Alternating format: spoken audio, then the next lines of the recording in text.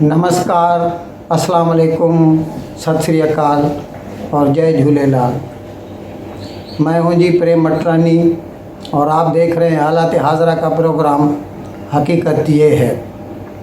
Programme के शुरू में आपसे दरख्वास्त करता चलूं कि जिस किसी साहब या साहिबा ने अब तक हमारे इस चैनल को सब्सक्राइब नहीं किया, बराए मेहरबानी जल्द से जल्द इसको सब्सक्राइब करें, प्रोग्राम को लाइक करें, शेयर करें और घंटी का बटन दबाना न भूलें। आज हम शुरू करते हैं हिंदुस्तान से ताल्लुक़ रखने वाली एक ख़बर से।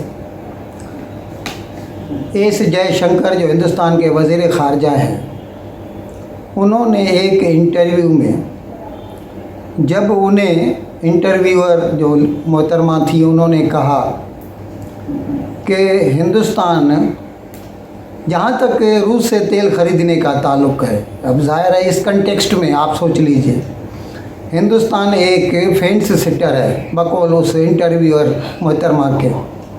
अभी फेंस सिटर क्या होता है? जो कोई फ़ैसला नहीं कर पाता मुझे किसकी साइड लेनी चाहिए, ए की या बी की, वो इस मौके की तलाश में रहता है कि जो उसे सही लगे वो बाद में उस तरफ जंप मार दे। इसके जवाब में एस जयशंकर ने उसको सीधा सीधा बोल दिया कि हिंदुस्तान फेंस सिटर नहीं है, हम वही कुछ करेंगे या हम वही कुछ कर रहे हैं जो हमारे मुफाद में है। हम अगर रूस से तेल ख़रीदते हैं तो वो हमारे मुफाद में है, इसीलिए ख़रीदते हैं। और यूरोप किस हक़ से, किस राइट से हमसे ये सवाल कर सकता है, जबकि ख़ुद यूरोप ने अभी अभी कुछ रोज़ पहले एक कॉन्फ्रेंस की और उसमें उन्होंने ये फ़ैसला किया कि रूस से तेल ख़रीदने पर पाबंदियां लगानी चाहिए, सैंक्शंस लगानी चाहिए। लेकिन उसमें उन्होंने डेनमार्क और हंगरी को छोड़ दिया क्योंकि वो गरीब मुल्क हैं, उनकी मदद हो सके। अब अगर यूरोप खुद अपना जब मुफाद देखता है तो उनको इस्तिस्ना करार देता है। अच्छा, इसके साथ साथ एस जयशंकर ने यह भी कहा कि अभी खाली आप तेल को क्यों पकड़ते हैं? अब तक यूरोप ने जो गैस है, नेचुरल गैस है, रूस से लेना बंद नहीं किया, वो शुरू है, चालू है। यहाँ तक कि रूस ने तो इतनी सख्ती कर दी है कि उसने ये ज़रूरी बना दिया है, लाजमी कर दिया है कि जिस किसी को भी एनर्जी परचेज़ करनी है, तेल या गैस, वो रूबल में करेगा। और इसकी वजह से पाबंदियाँ लगने के बाद जो रूबल का भाव मतलब $1 बराबर 140 हो गया था, वो अभी बढ़ के $1 के बदले में सिर्फ 60 रूबल्स मिलते हैं। तो एस जयशंकर ने यूरोप वालों को आईना दिखाया है और उन्हें टू कट इट शॉर्ट यहाँ तक कह दिया कि यूरोप वाले ये सोचना छोड़ ही दें तो अच्छा है कि यूरोप का मसला पूरी दुनिया का मसला है, लेकिन दुनिया का मसला यूरोप का मसला नहीं है। अरे भाई, ऐसा कैसे हो सकता है? तुम्हारा मसला तुम्हारा है, मेरा मसला मेरा है। उन्होंने जब ये कहा इंटरव्यूअर ने कि अगर आपने तेल लेना रूस से बंद न किया तो चीन के ख़िलाफ़ आपका जो कन्फ्रंटेशन है उसमें वेस्टर्न कंट्रीज़ आपकी मदद नहीं करेंगे। जिसके जवाब में एस जयशंकर ने कह दिया कि एक तो चीन से हमारा मसला तो तकरीबन 60 साल से शुरू है, कोई नई बात नहीं। 2 साल में कुछ बढ़ गया है, लेकिन we are capable of handling it, it is our own lookout, हम देख लेंगे उसको। और आपका तो अभी 3 माह हुए हैं यूक्रेन वाला मसला, तो आप दोनों को आपस में कैसे जोड़ सकते हैं? और अगर अच्छा चलिए हम आपकी बात मान भी लें, तो जब 20 के बीच में जब भी गलवान वाला टकराव हुआ हिंदुस्तानी और चाइनीज़ फोर्सेस का, जिसके नतीजे में कई अफराद हलाक भी हो गए दोनों तरफ के, ये अलग बात है कि हिंदुस्तान ने तो मान भी लिया, चीन ने माना नहीं। तो उस वक्त वेस्टर्न कंट्रीज़ कहाँ थे? कोई भी हमारी मदद को आया था? तो इसके लिए एस जयशंकर ने साफ साफ कह दिया कि हमारा मसला हमारा है, हमें मालूम है, हमें अपनी जंग खुद लड़नी है, आप नहीं लड़ेंगे।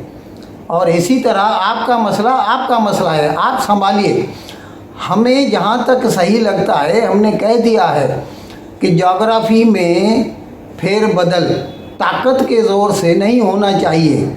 इस लिहाज से दुनिया खुद समझ सकती है कि हम रूस का जो ये इकदाम है यूक्रेन पे हमला, हम उसकी मजम्मत करते हैं। ये अलग बात है कि हमारा 75 साल से पुराना रिश्ता है उनके साथ और हम रातों रात उसको रिश्ते को खटाई में नहीं डाल सकते। हर एक की अपनी अपनी मजबूरियां होती हैं और ये दुनिया भी समझती है, लेकिन वो अलग बात है कि समझना नहीं चाहते। So, look, I mean, I don't want to sound argumentative, but then tell me if buying Russian gas is not funding the war? I mean, why is it's only Indian money and oil coming to India which funds, but it's not gas coming to Europe which funds? I mean, look, somewhere, I mean, let's be a little even-handed out here. And even this, look, the whole narrative that it's gone up 9 times. I mean, it's gone up 9 times from a very low base. And it was a very low base because at that time the markets were more open. Why if countries in Europe and the West and the United States are so concerned, why don't they allow Iranian oil to come into the market? Why don't they allow Venezuelan oil to come into the market? I mean, they've squeezed every other source of oil we have.